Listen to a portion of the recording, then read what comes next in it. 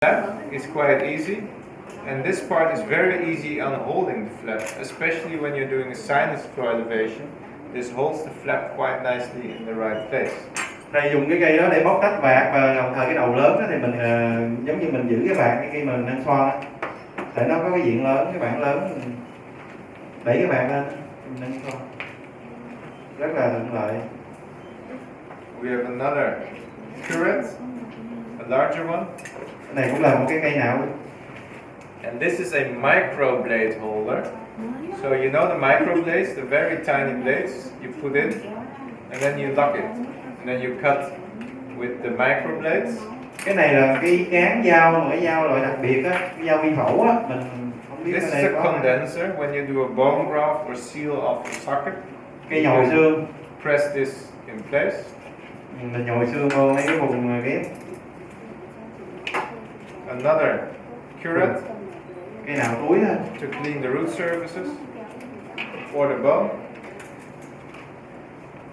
We have a bone curate with sharp edges, so you can clean out all the granulomas from the sockets. Cái nào ổ á, cái nào mô hạt nữa. We have a large size 5 mirror. Gương. And this I like very much. Do you know this instrument? It's a bone scraper. So you scrape off autogenous bone. Cây này gọi là cái não cạo xương á. And this is a chisel. You can put and split with this. Mà có thể khi có cần mình có thể mình dùng giống cái đục vậy. This is a chisel to correct sharp edges. Cái gì dũa đó, giống như dũa xương. A perio probe and a very tiny probe. This is very tiny. Cây đo túi ha.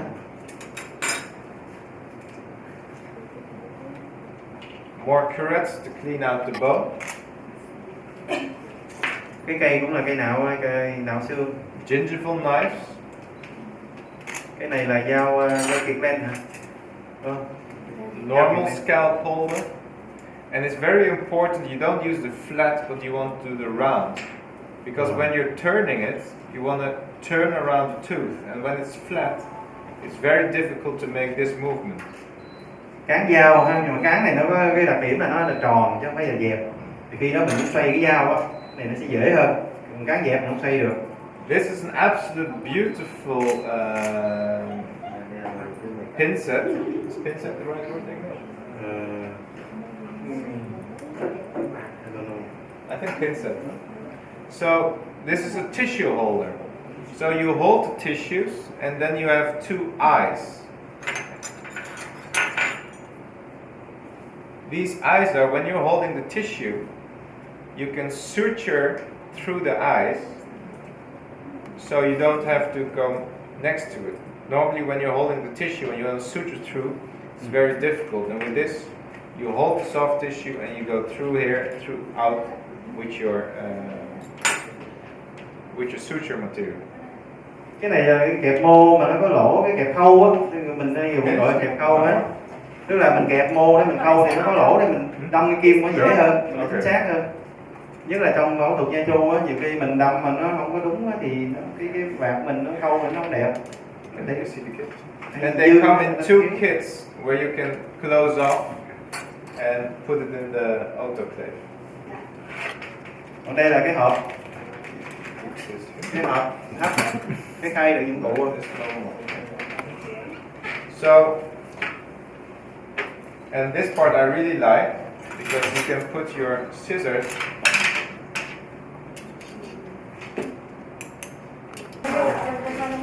Cool. More that way.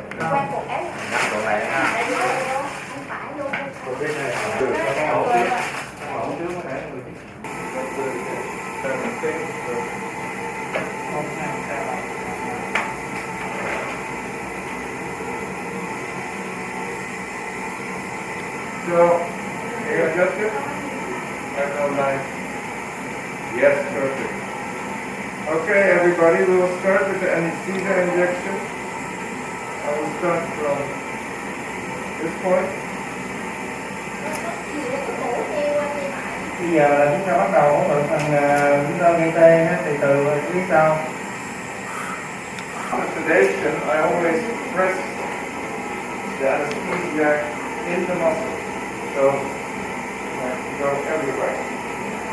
Tức là sau khi gây tê thì thường là ông sẽ dùng tay để mình ép cái phần niêm mạc vùng mình gây tê đó, để cho thuốc tê nó thấm vào trong cái cơ, các cái cơ đó.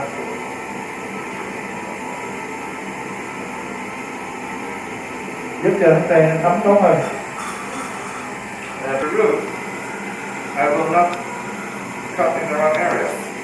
Và lưu ý là cái lưỡi dao mình luôn luôn là phải là sát cái chân răng để mình không có cắt ra phạm vào cái phần nướu ở bên cổ răng. Đây là đường răng cứng.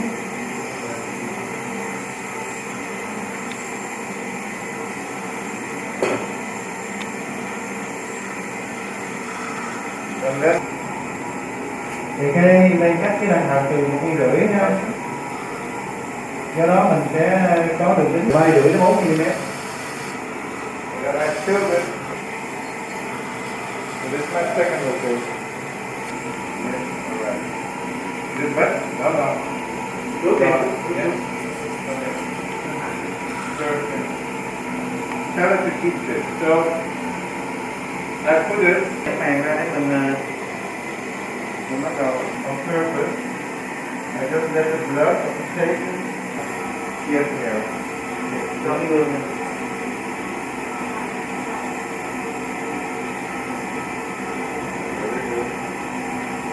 So the next suture, I will get rid of the pressure.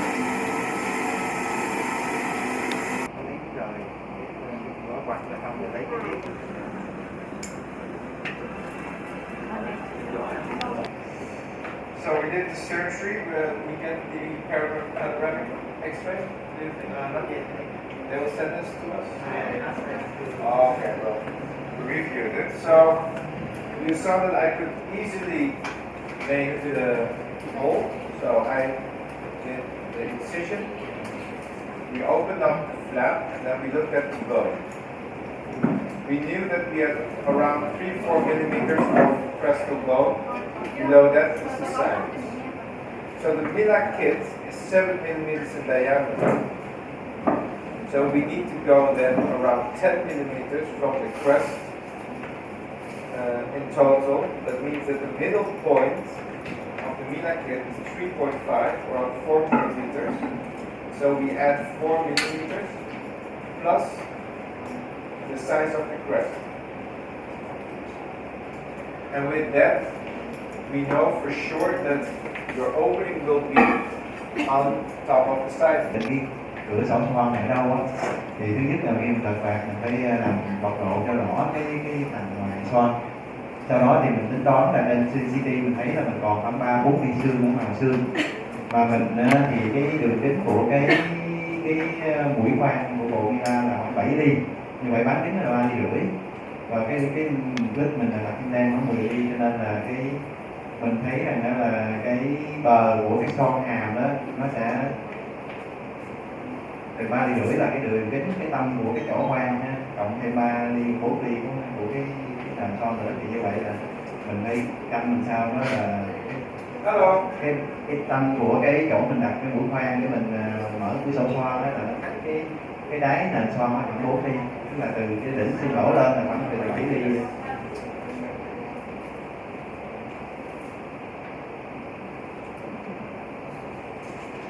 So after the opening, I just made a small incision on the kit. So I just went straight, not too much this. So first you go straight, then you take out the burr and you see if it's already loose. If it's not loose, then you tilt the trapline burr. In this case, it was already quite loose. So I immediately started the opening instrument and poof, I opened up the sinus. Cái mũi đầu tiên là cái độ dày nó 0,5 ly, thì đối với bệnh nhân này xương bên ngoài hơi mỏng, cho nên là chỉ cần cái mũi đó. Và thậm chí là chúng ta thấy là ông chỉ khoan rất là nhẹ nhàng, chưa có đến cái động tác là xoay cái mũi khoan nữa, thì cái vết xương nó đã rất là di động rồi, cho nên là mình dùng cái cây mở con để mình lấy cái vết xương ra. So we will show around the panoramic X-ray, of course. after opening, we started lifting the sinus membrane, Schneider membrane. It was really thin. But using the big instrument first, by pushing it, we cannot perforate. If you use something sharp, but by big, we push it away, and then we go all the way, push everything in and out. Thì giờ chúng ta bắt đầu bóc tách màng xoang. Thì đầu tiên cái cây dụng cụ của chúng ta có cái chuyện rất là rộng và nó rất là cùn.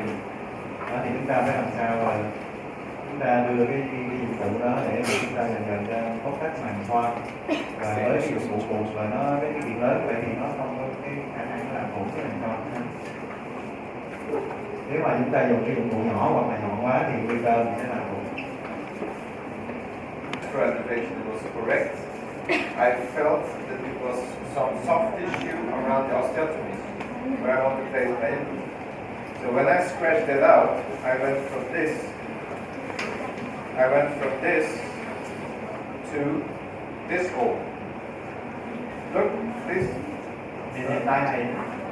I went from this hole to this. And then it's not possible to place implants because they have no stability. Also, the bone was very hard and thin. So if I want to place the implants, they will give a lot of force. Then you have to chance at the buccal bone and will fracture. That's why I decided not to place it, but I don't want to have any complications. Đó thì khi mà mình đã tóc tách màng xoang thì mình kiểm tra mình thấy cái vách trong của các cái lỗ khoan nơi hạch đen đó là nó còn những cái mô hạt mô viên đó. Sau khi mình nạo sạch cái mô viên thì cái lỗ khoan nó quá rộng, cho nên mình không thể nào mà đạt ổn định ban đầu của implant. Một mặt nữa là xương bên ngoài nó quá mỏng, mà nếu mình đặt implant cố gắng thì cái sức ép của implant nó có thể làm gãy vỡ cái vách ngoài luôn. Cho nên là không muốn mình mạo hiểm cho mình có những cái rắc rối thì sao. So sometimes it's safer to go safe than you try something and it fails. And in my experience, I had this before, I really want to place the implants, and then you make massive destruction of the bone. Your sinus floor innervation isn't doing well, so we go much back. So we step a lot back. And sometimes to reach the table, we step halfway, and later on, we step easy to the table. Thì đôi lúc là với kinh nghiệm thấy rằng đôi lúc nếu mà chúng ta cứ bằng ngồi giá có cái cặp đen thì nhiều khi chúng ta sẽ gây ra những cái gọi là những cái tổn thương mà cái xoang mình thay vì ghép xương đó thì nó cũng không có đạt được cái kết quả mong muốn, và giống như chúng ta lại thụt lùi thêm rất nhiều bước nữa, và làm cho cái điều trị chúng ta càng trở nên phức tạp và kết quả không mong muốn.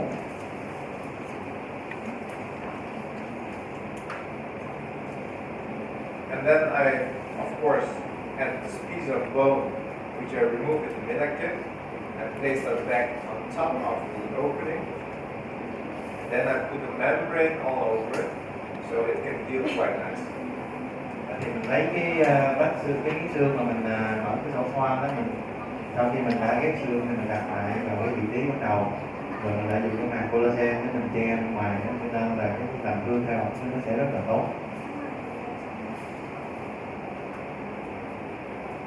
And the last part, because I did not put any bone outside, I did not cut the flap. If I cut the flap, it would be more easy to suture, but the patient would have had more pain and swelling. So I decided not to cut, but with pressure, suture everything together. Cái cuối cùng là do chúng ta không có phải là căng cái thước xương theo chiều ngang, cho nên là ở đây mình không cần phải làm giảm căng như kéo các bạn. Thì nếu làm vậy thì bệnh nhân sẽ thêm cái xương hoặc là chảy máu. Thì chúng ta chỉ cần những cái mũi cái khâu gọi là những cái mũi đệm đó để mà khâu giảm căng thôi. Chúng ta có thể đóng vào lại rất là dễ dàng.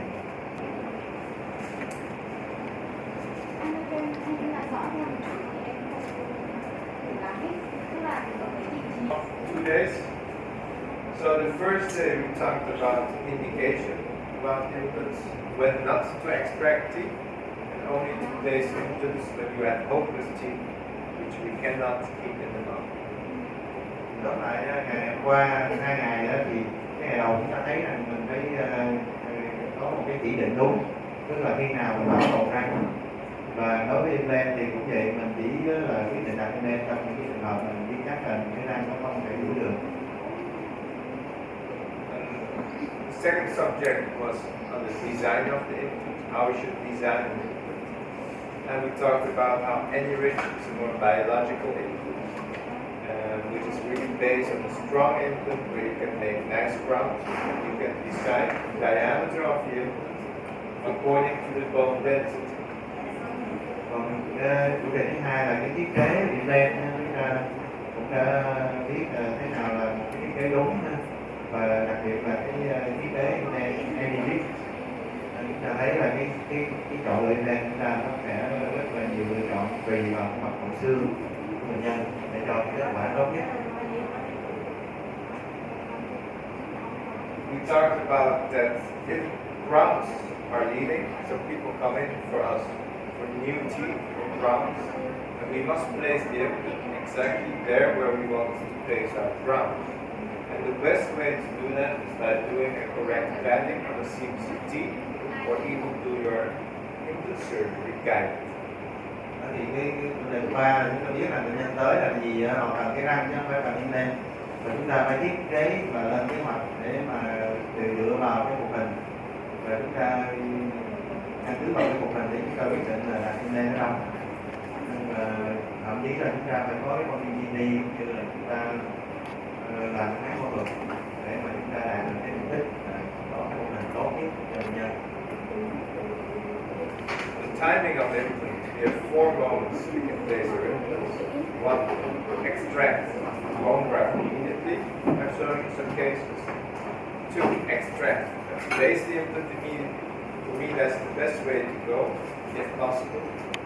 3, we can extract and do implant surgery after the soft tissues have healed, so in 6 to 8 weeks. And 3, we have the delayed implantation, where we place the implant later than 3 months, sometimes a few years, which is the most difficult to regenerate. The first one We take out GBR. The second one, immediate implant placement, delayed early and delayed. Nói chung thời điểm ở đây thì có 4 cái thời điểm nhất là trường hợp là chúng ta phải nhổ răng và ghép xương rồi sau đó là chúng ta phải đặt implant. Cái lần thứ hai là chúng ta phải nhổ răng và đặt implant tức thì đó là lý tưởng nhất, cái thời điểm lý tưởng nhất. Rồi thứ ba là chúng ta đặt implant sau khi có sự làm thương mềm, tức là khoảng 6 tháng rồi, trong trường hợp thiếu hỏng mô mềm. Và trường hợp thứ tư là implant trễ, nghĩa là chúng ta nhổ răng và thường là sau 6 tháng.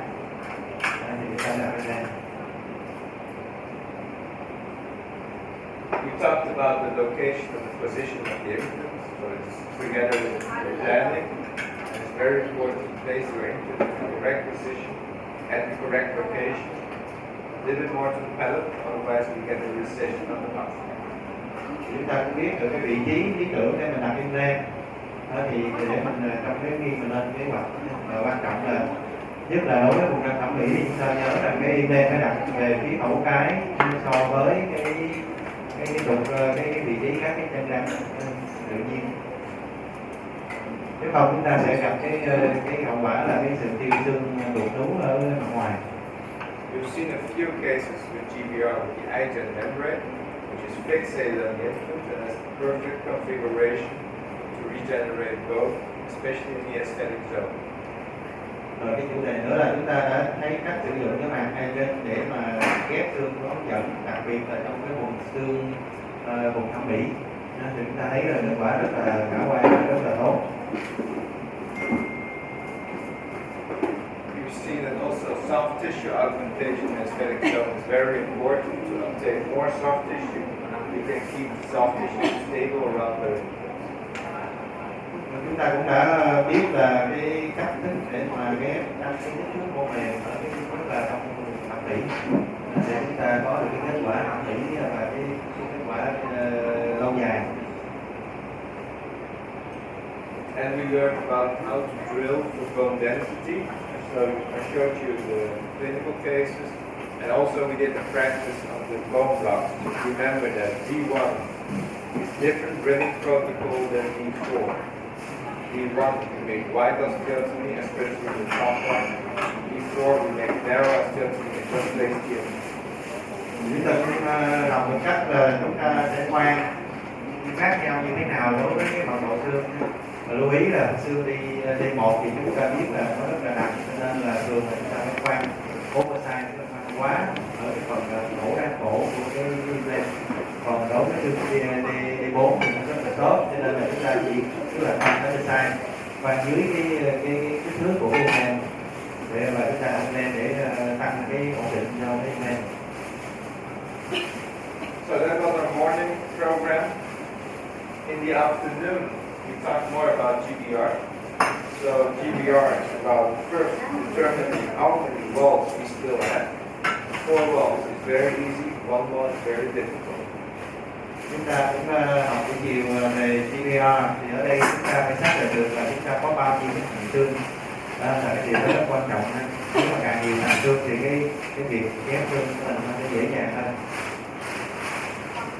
According to the walls, we can also choose the graft material.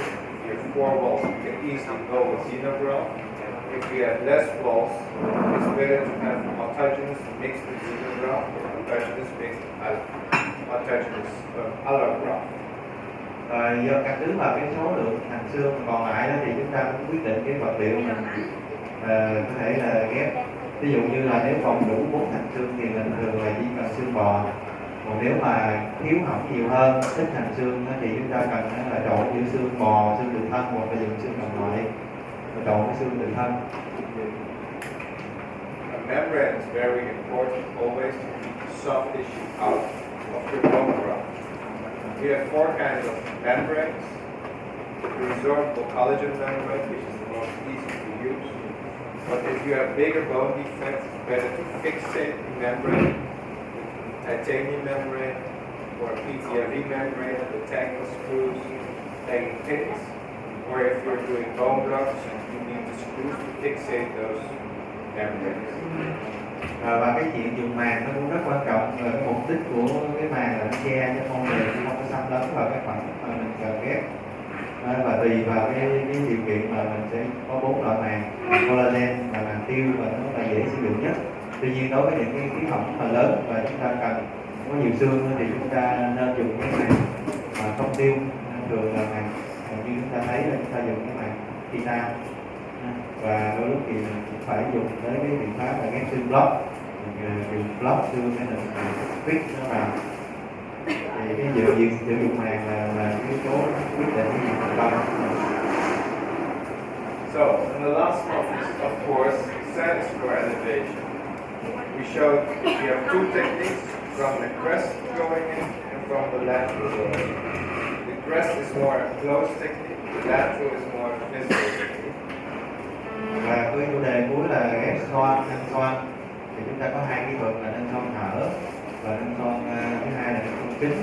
Thì nâng xoan kính thì nó tương đối là nó khó khăn, nó có vẻ là nó không có, tức là kỹ thuật mù á. Nâng xoan thở thì chúng ta có thể kiểm soát nó dễ hơn. I've shown you the lateral opening. We can use piezo, or to be like it. Piezo just removes the probe, so you need to.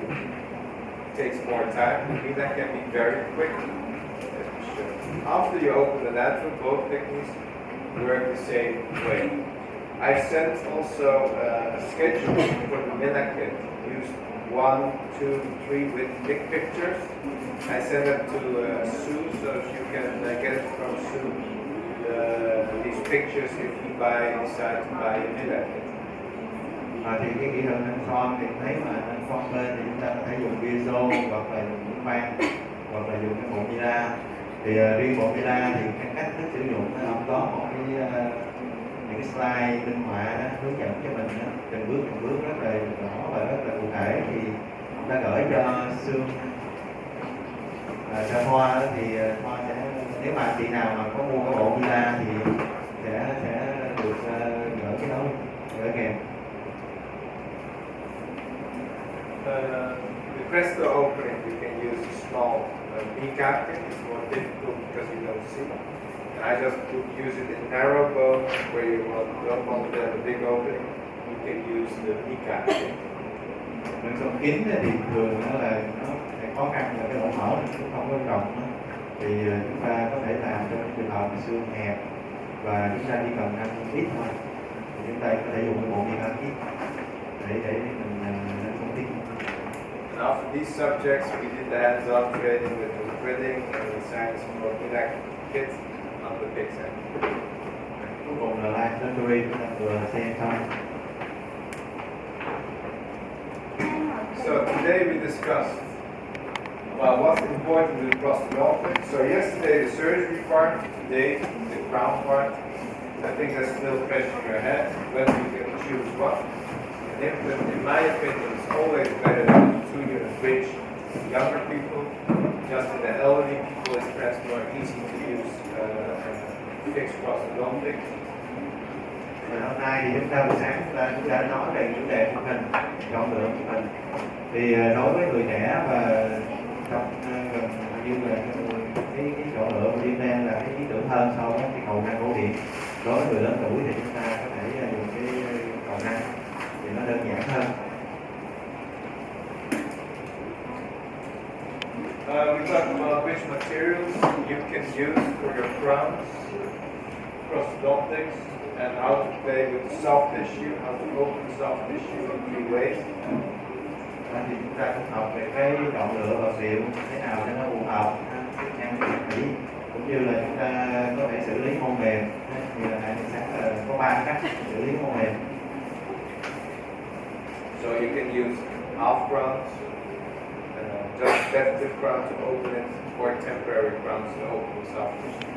Và cách thì nói là một là cái phụ hình chính của mình ra vùng để mình tạo cái dạng cho cái môn mềm, hay là dùng cái giống như là cái sân mai đó mình. Và thứ ba nữa là chúng ta dùng cái phụ hình tạm để chúng ta điều chỉnh cái phần môn mềm. And in the afternoon we did, of course, the Minak kids, and we had a discussion on the surgery. Và chiều nay thì chúng ta đã xem và thực hành cái Implant và cái live surgery. So that's the overview. Do you have any questions? Rồi, tóm tắt cái chương trình học mình thì có câu hỏi gì?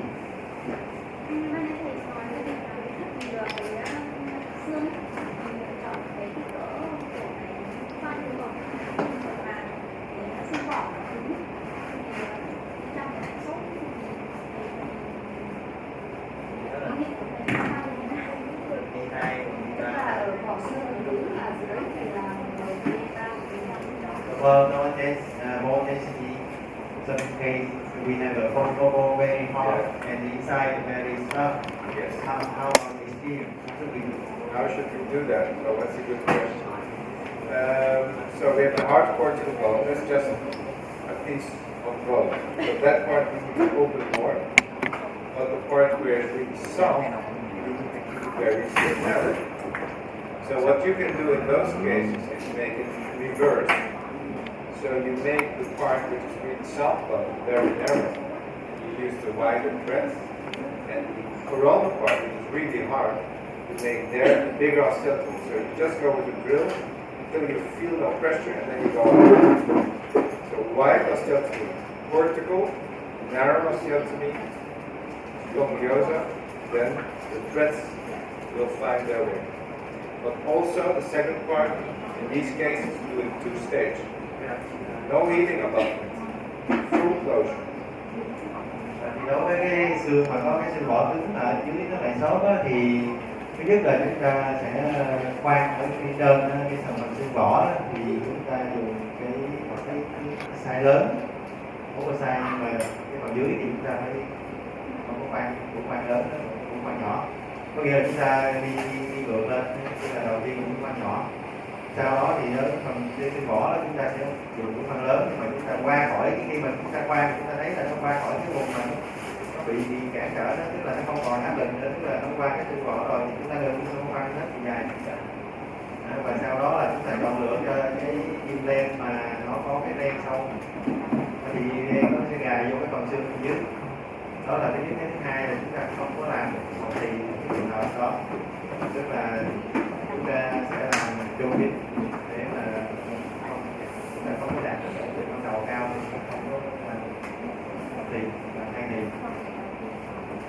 Tức là khoan á, đầu tiên á, cái mũi khoan ban đầu là mũi khoan nhỏ thôi. Sau đó là những cái mũi khoan sau đó mình đi qua khỏi cái vỏ đầu tiên này không có khoan nữa. Any risk mình chọn cái loại như vậy đó. Thì khoan nó sẽ bắt vô trong cái đứng khỏi lên cái vỏ này nó rộng, nó rộng lên thì nó không có tạo được cái nén lên cái vỏ.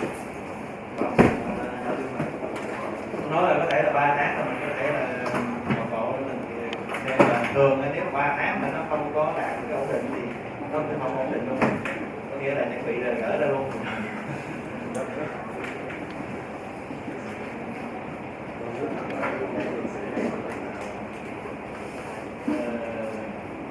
How can we manage the failure of them? That's mean the implant for hai ba năm sau đó. Very interesting.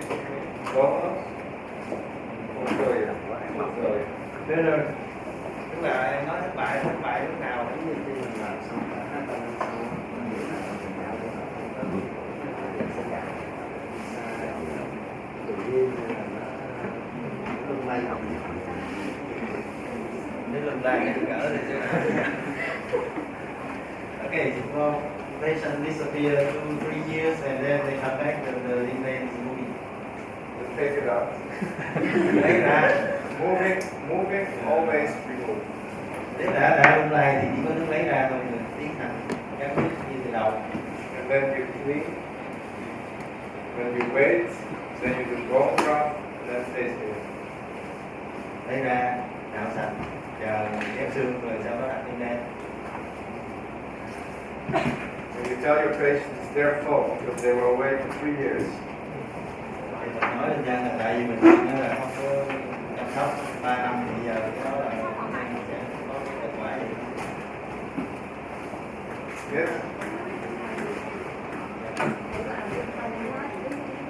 Nên hỏi một câu là trong cái chuyện mình bị rối răng hàm và đôi khi là bệnh nhân ăn nhai khoảng đôi 3 năm nó có khe chưa trên implant này mà hơi thật thì nguyên nhân của nó là gì, và thứ hai nữa là cái cuộc đấy là ngoài cái việc mà thay cái răng mới thì có cái gì của con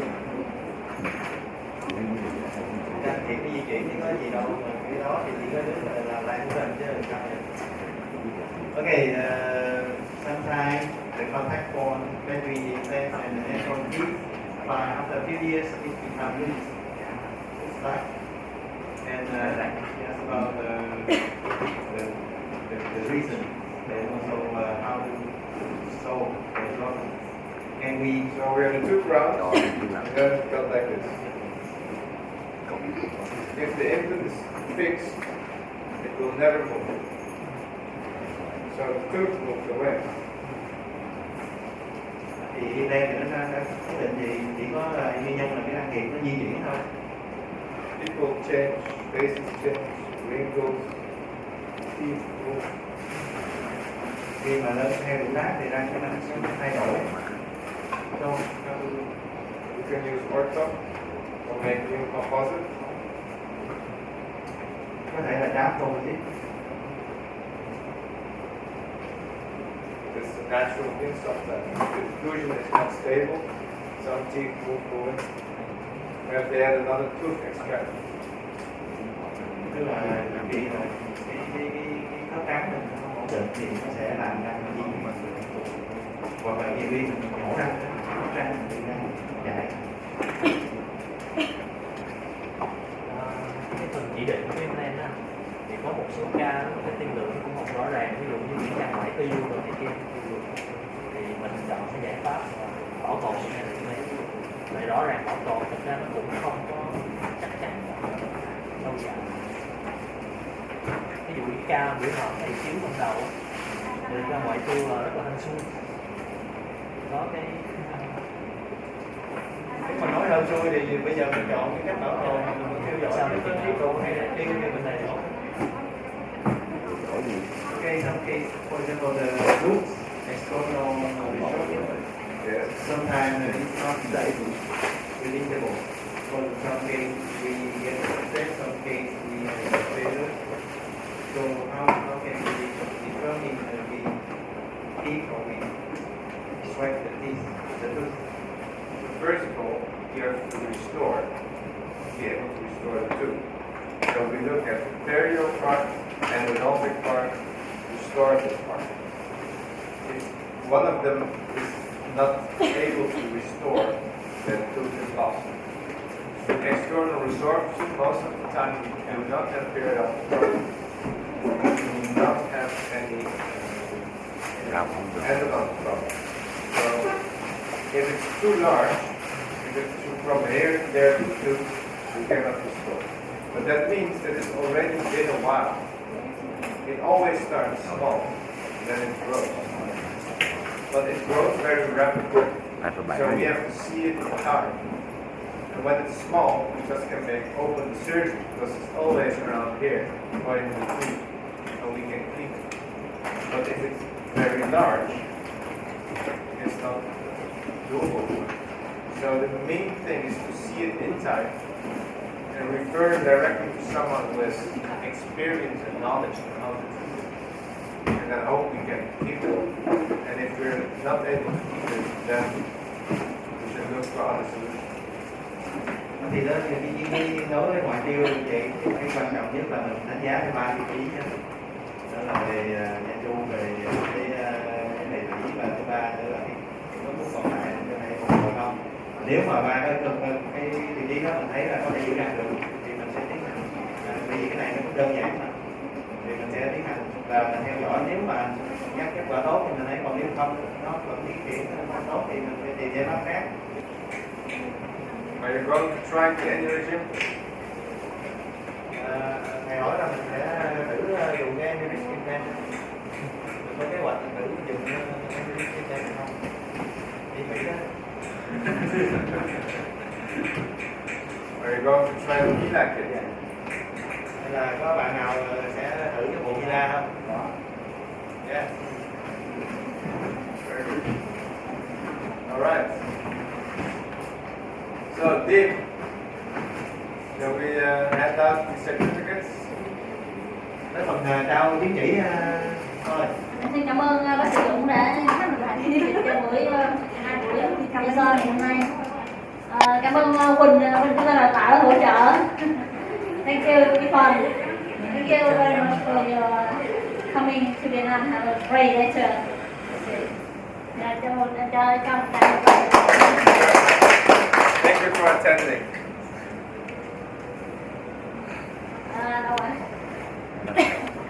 Mời bác sĩ Phạm Thành Công.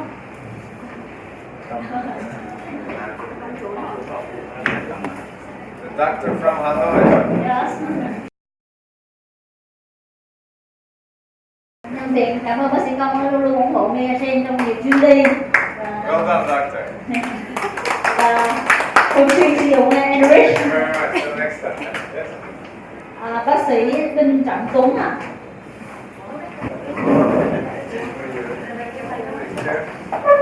Bye. Okay, well done. Người đẹp hơn. Till next time. Cảm ơn bác sĩ Vân đã ngồi đường xa. Well done. Bác sĩ Việt từ Đà Nẵng. Show it to the picture. Right.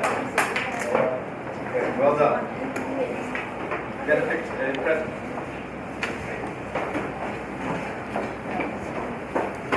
Bác sĩ Hoàng Tú Anh. Giờ cái bác sĩ ngoài Hà Nội phải lên máy bay nên Present this to you. Thank you for attending. Picture. Alright. Thank you very much for coming. You got a gift. You got a gift. They are sisters.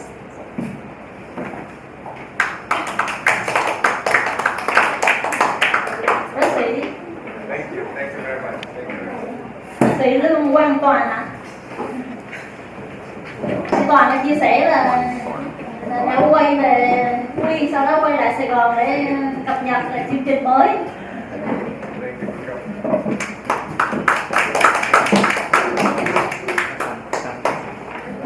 Dean, you're in the way. Outside. Good. You're getting it. Chắc nữa người Bác sĩ là anh không hài lòng. My other assistant. Thank you. Bác sĩ Nguyễn Phúc Phượng. Thank you very much. Thank you very much. You get the gift? Dạ. Oh, very nice of you to attend.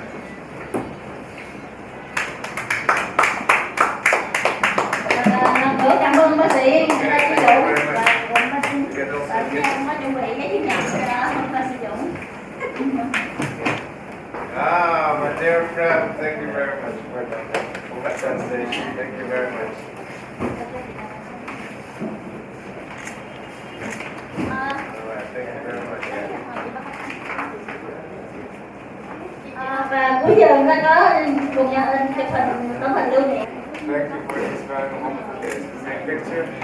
We still together here.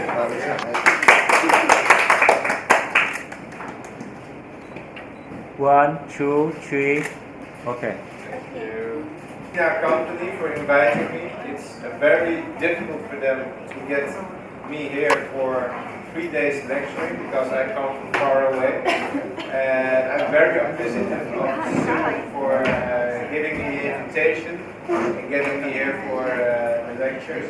And also the whole Tinya company for setting up the whole day for the 2-day course for you guys to help you get better surgeries, to do better in your work. And I also hope you will support them back by helping them by placing the implants, taking a look at their products, what they're selling, and how to make and help you become better doctors for your patients. So thank you very much for attending us.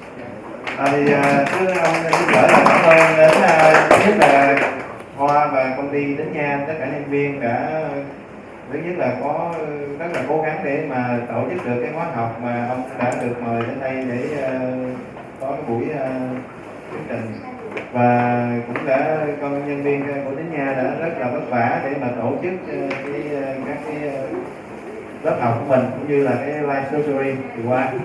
Và cũng cảm ơn tất cả anh chị các bác sĩ mình đã tham gia, và hy vọng là các bác sĩ mình sau khóa học sẽ có thể sử dụng và ủng hộ cho công ty Đến Nha những sản phẩm của công ty Đến Nha, và làm tức là đem lại những cái kết quả điều trị tốt nhất cho bệnh nhân.